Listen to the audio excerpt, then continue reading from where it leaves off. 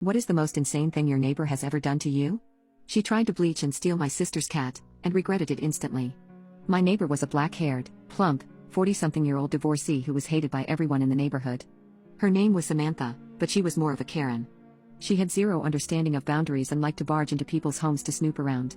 She would open drawers and cabinets and touch their stuff. If you left your door unlocked for more than 10 minutes, chances were she'd just come right in. She stole yard decorations from other people's yards and had been caught on more than one occasion pocketing something she'd snagged off a mantel or table of a house she'd invaded. Cops had been called on her many times, but she was good at being pathetic, so most people didn't press charges. Unfortunately, my sister was one of her favorite victims. She'd come over, barge her way in and demand to see my sister's cat, Charlie, telling her how beautiful he was and how much she wanted a cat just like him. Samantha was so obsessed with the cat that she offered to buy him many times, but my sister loved that cat. Charlie was the runt of his litter and had been rejected by his mom. My sister had taken him and bottle-fed him, mothered him and saved his life. Charlie wasn't a pet, he was her child. Naturally, she said no, and this infuriated Samantha. One day, the cat got out, so my sister and I immediately started looking for him. We were checking the bushes and behind the flower pots in her backyard, when we heard a very distinctive wailing cry, followed by a very human shriek of pain coming from Samantha's house. Suddenly, the doggy door on Samantha's back door slams open and out runs Charlie, his tail and one rear paw covered in what smelled like hair bleach. He ran past us and into my sister's house. The next thing we knew, Samantha's back door slams open and out she comes, cursing up a blue streak. Ragged claw marks covered her left cheek and one of her hands had a deep bite wound that had completely saturated one of the gloves she was wearing in blood. As it turned out, when Charlie had gotten out, Samantha grabbed him, took him inside, and tried using hair bleach to change his appearance so she could keep him. Unfortunately, being as dense as she was, she didn't know just how violent and scary Siamese cats can be. The moment Samantha put the bleach on that cat's tail, he went absolutely berserk.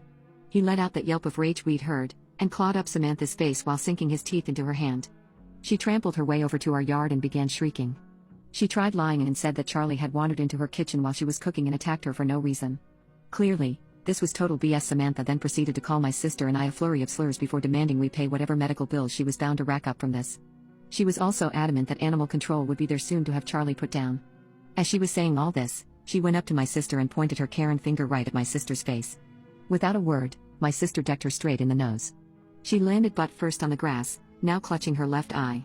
My sister then loudly suggested Samantha go screw herself with a hot curling iron, then ran inside to find her poor cat while I called the cops. The whole thing, from start to finish, lasted only about 5 minutes. My sister found Charlie hiding in the laundry room, and quickly cleaned him off in the sink. Samantha sat on her butt howling like a banshee until the police showed up. I told them what happened and they later talked to my sister, who gave them the same story I did, even admitting to hitting Samantha, in self-defense of course. After hearing Samantha's phony side of the story, she was promptly arrested. My sister ended up pressing charges for assault and theft, and the police found an assortment of stolen items when they raided her house. She went to jail, and had to pay for the cat's vet bill.